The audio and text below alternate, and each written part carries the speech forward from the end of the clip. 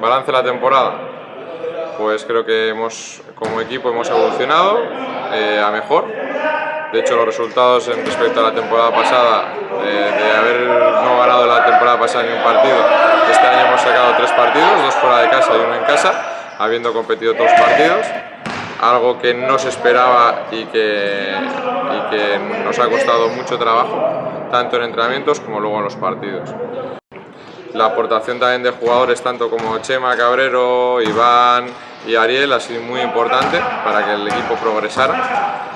No solo por la aportación en los partidos, sino por la aportación que han creado dentro del grupo, y luego la evolución de los propios jugadores en entrenamientos, que se ha visto recompensada luego con las victorias en los partidos.